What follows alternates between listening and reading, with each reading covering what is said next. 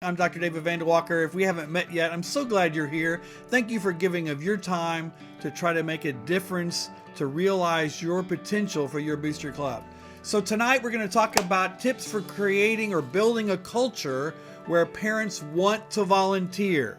Now, there's a lot of different topics we could have on this subject matter, but I want to go to research some data that's really dependable, and many of you may have read this book in this collaboration, so I want to look at some stuff you might be familiar with, and if not, you can certainly find it. But let's think about some things about why parents volunteer. Why do people follow others and want to be engaged?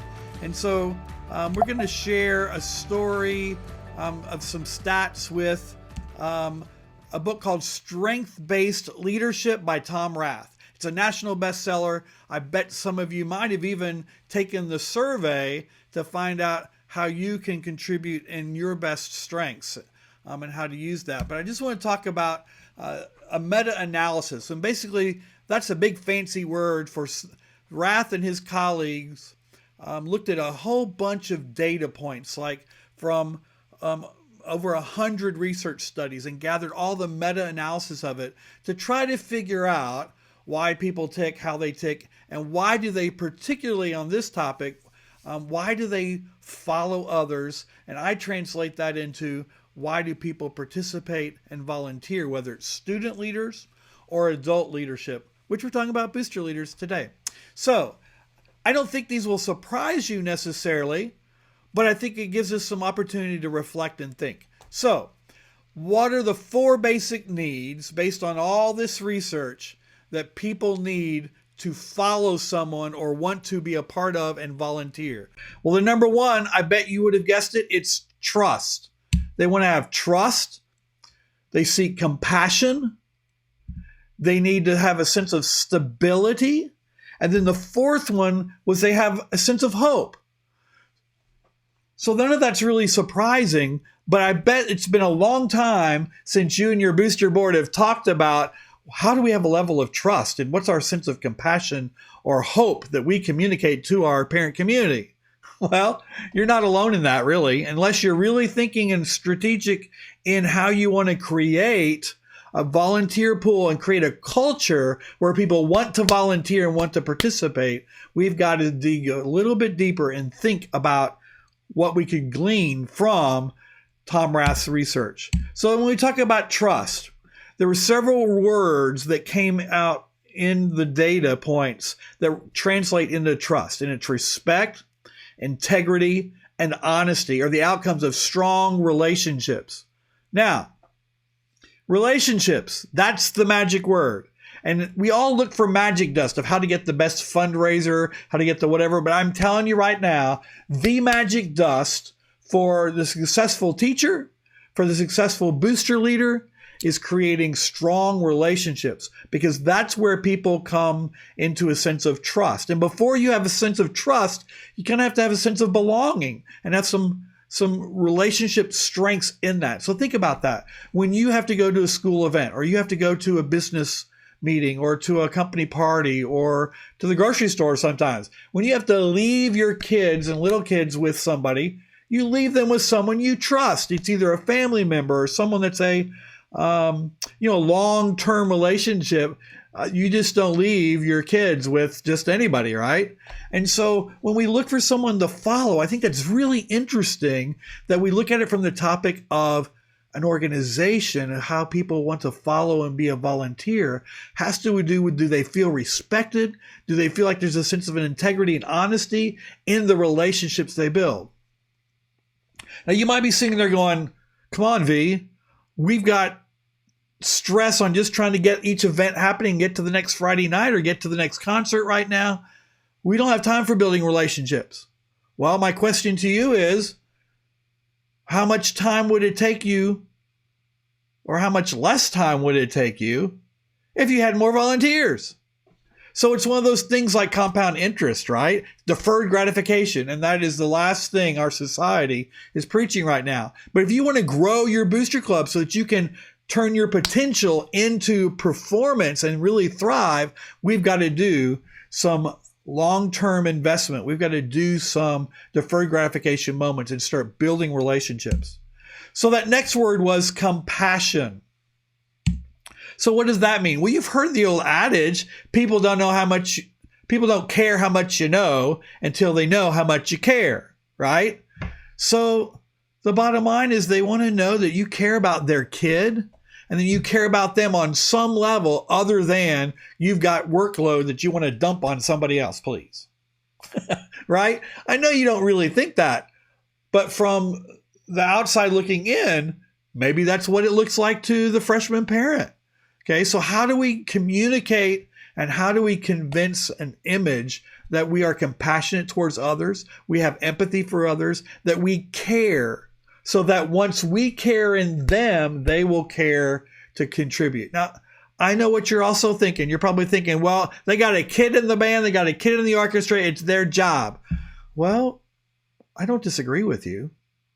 But the people that agree with you have already jumped in. We're talking about the other people that we want to try to expand into our team, right? So we've got to show them some compassion. How do we care for them so that they care about us and the organization and the work we do? And a lot of times that just has to do with how we effectively communicate our passion, our empathy, or even our purpose for that matter, of why what we do matters for their kid, because we're taking care of their kid by providing these enrichment experiences or providing funds to provide those enrichment experiences. So in that compassion, it's caring, friendship, happiness. Those are all frequent words that were mentioned in the data as far as how you as a booster leader can contribute to fulfilling the lives of your constituency, your parent volunteers, okay? And so that's really a paradigm shift for so many of us, because we're trying to think about how we need to get other people to help do stuff for the organization, when the reality is we've got to build that trust relationship. Because let's face it, today's society is all about what's in it for me. So we've got to provide that friendship and those relationships and show that compassion and caring, that we're in it to invest in them so they'll invest in our mission and goal of the Booster Club. So here's a couple questions for you. What are you doing as a booster leadership team to develop strong relations in your current volunteers? Because retention and recruitment are two big important things. And once you've got a volunteer, it's far easier to keep them than to find a new one, right? So what are you doing with the people that you currently have to build strong relationships? And then, can you jot down 3 or 4 things that you might be doing that demonstrates care or compassion for a volunteer member of your team? Let's say you're on the Concert in the Park project team. What have you done over the last course of the month to demonstrate that you care about those people that are in your journey working with you? All right. And then the next question has to be, what are you doing to build strong relationships, or the opportunity for relationships to form with the outsiders, the parents that are not yet engaged? What can we do to create some events, some experiences for people? Maybe it is that concert in the park. And how do we find ways to engage them in entry-level positions where they can have a sense of belonging and feel like they're part of the team, and because you're investing in them as they invest in us. Stability. Wow. I really had to take a thought back when I read this and I was thinking about our Booster Club meetings. There are some times when we weren't always projecting stability. This is one of the quotes that comes out of Tom Rath's book. It says, our need for stability and security plays into nearly every decision we make. Isn't that interesting? As humans, our need for stability and security, do we feel safe? Are we in our comfort zone? Impacts nearly every decision. So what can we do to make the volunteers on our team, or the people with our potential volunteers, to feel safe and secure in what they do? Well, we've talked about that many times, so I'm just going to preach it again. You've got to tie people to roles and responsibilities that fit their likes, their hobbies, their talents, their work skill sets, because that helps create a safe space. And once they feel safe, they can become brave and volunteer. Now, once we've got them to volunteer, what are we doing to empower them? We'll talk about that in a minute.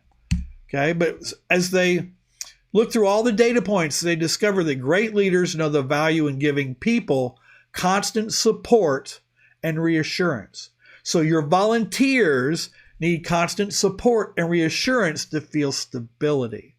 So think about your practices and your protocols.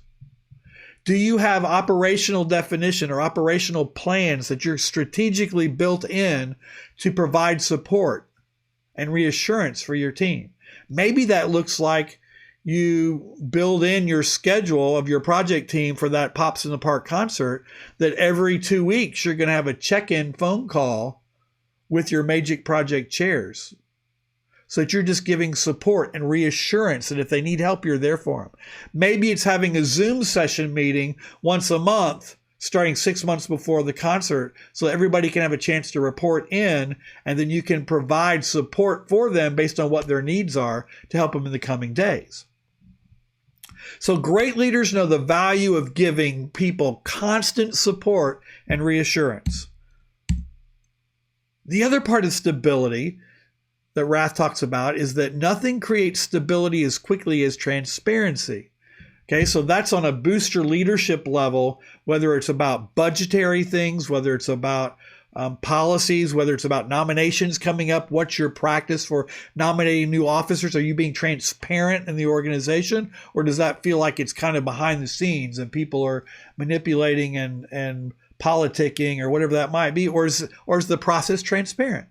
It's not that you can't do things behind closed doors and make some decisions and have discussions as a booster leadership team, but you want to be following the process that's outlined and being transparent in your reporting of where you are in that journey. Okay, so all those things help stability. So, another questions for you. As a booster leader, what are you doing to support and empower your volunteers accomplish their goals and tasks assigned? Because that's the worst thing you could do in all reality, is to not provide support, not provide information for your volunteer. Someone signs up, they says, I'll be a volunteer. They get in the gig and they don't feel like they know what they're doing. That does not create a safe space, much less a brave space, right? So we want to make sure, maybe we need to detail the project planning guide. All those tips and things are in the Strategic Booster Academy that you can check out. So it helps you give more detailed information about what's their job description. Maybe it's about what their role in the concession stands and what's their job to get the concession stand ready to go at the Pops in the Park concert. Okay? So the more we accomplish and support our volunteers achieve their goals, the more likely we are to retain them. So, over the course of the next few weeks, ask yourself as a team, what are we doing to support and empower our volunteers? Is there an area where we might be lacking in that support, that if we focused on it for a 2 to 3 week concentrated effort, might we find greater success in that element of the Booster Club, because we can fill in the gaps and provide some additional support in an area that's lacking? Okay, so the other part of it then is, what are you doing to provide transparency in the organization? And most of the time, my experience is working with booster clubs is it's not a lack of willingness to be transparent. It's just a matter of not being intentional and being transparent. For example, a lot of booster clubs have a monthly profit loss report. Are you posting that behind a member protected web page, or are you posting it on a bulletin board in the band room? Are you sending out general information to your parent boosters on an annual basis? Are you reporting that to your admin team? You know, what your financial status and what you've been doing as an organization. The more transparency you can provide as an organization provides that stability. So give that some thought. What are some things that, while you're not trying to hide it, could you be more transparent in sharing to create that stability? That's your why, right? Why do we need to take more time to do that? The answer is to provide a presence and an appearance of stability through your transparency. And the last one's really important. Every beginning of the year and every beginning of the semester, we would have a state of the program. You know, we just had the State of the Union address not too long ago from our Congress and our president. It's kind of like that from your organization, giving a State of the Union.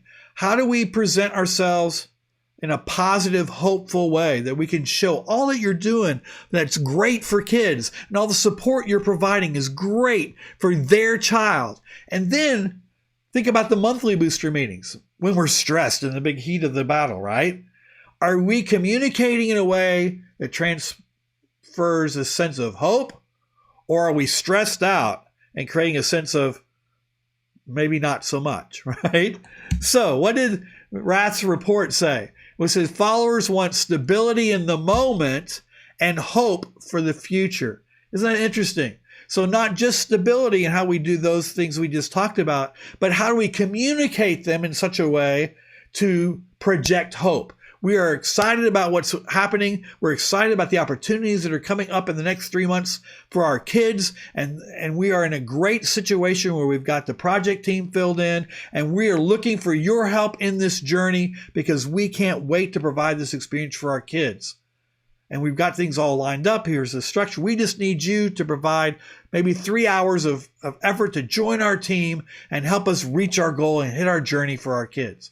So make it hopeful sounding, not right? So people want direction. They want to have faith in the people that are leading them. They want guidance. Okay, so all that wraps back up into the transparency and the relationship building we've been talking about. So how do we show a direction of the organization in a hopeful way? Even though we've got stressors, okay, we got to fix that. We have to fix that maybe in private. Maybe we fix that in a work session with the board. But when we're projecting to the community, to the booster membership at large, we have to make sure we're sharing that, the positives, and celebrating our wins and creating hope within the organization. It's interesting. Rath says in the Strength-Based Leadership book, those who feel enthusiastic about the future have a sense that things will be better in the future, and that's a very powerful motivator. Think about that. Everybody wants to be on the winning team, don't they? So that's where the hope comes into it. When we have hope, we have opportunity, we celebrate our wins, people get motivated because they see that things are good and that things can be even better down the road. And we all want to be a part, just intrinsically, of that winning team. And the last thing, he talks about what creates hope. And I thought this was very interesting. I hadn't anticipated this, but he said, programs that are built to last. Those programs that are the benchmarks in our music world spend more time initiating and preparing for the future than they do reacting to the present needs of the day. So it says one of the greatest priorities for leadership is to initiate new efforts that will create subsequent organizational growth. So as a booster board, here's the question. How much of your efforts as a booster leadership team are spent in reacting to the present versus initiating and preparing to empower the future? That takes a hard look, doesn't it? So the key there is if you find yourself reacting more, we need to create some systems to develop that sustainability so that once the systems are in place, we're reacting less and we continue to build the vision, continue to empower the vision as we initiate the future. So think about what could happen if you create time to reflect, imagine, and strategize where your organization is so that you can initiate hope for the future by investing in your volunteers so that they feel empowered and a want and a desire to be a part of your organization because you're building a sense of trust. You're having a sense of compassion and caring about the people with whom you serve. You're creating a stable presence that has a hope and a projection of a positive future for their child and for them as active volunteers. So I think I probably posed more questions tonight than given you answers. But every answer is going to be different based on where you are as your organization. So I hope tonight our time together can spark some thoughts of the 4 areas to focus on so that you can create an organization where people want to thrive, they want to volunteer and make a difference for their child and the entire program as we come into a we us environment. So I hope this has been helpful for you. It's so great to spend some time with you. I hope that you will continue to communicate and share your thoughts and ideas about how maybe you've been doing some of these things, or maybe posing some questions about how others might be doing it in the Facebook group for the Parent Booster Organization. And lastly, I just want to share a couple of quick announcements before we go. In April 29th in Atlanta. If you're somewhere in the Georgia area or in the South, we're having a CSI, Consumer Institute Regional in Atlanta. It's a full day event for music teachers and administrators. And if your teacher signs up and attends in Atlanta on that one-day workshop, you as a booster team can all come for free to my 3-hour Parent Booster Workshop on the afternoon of the 29th. So that's something to think about if you're in this part of the country and you want to get some great information and come together and network with other people face to face. That's a don't miss opportunity. Now, if you want to do something amazing for your teachers, I highly recommend the in-person version of the Consumer Institute at Bethel College outside of South Bend. It's a fantastic 4 days, Sunday through Wednesday, of meeting face-to-face with 400 like-minded teachers from band and orchestra that are there to build a community with some of the nation's best presenters. So if you're looking for how to support your teacher as an organization so they can be more empowered to help your child, that's another ticket. That would be an amazing, post-Valentine present to show your love for your teacher, to register them for the Consumer Institute. And don't forget about the April regional one in Atlanta.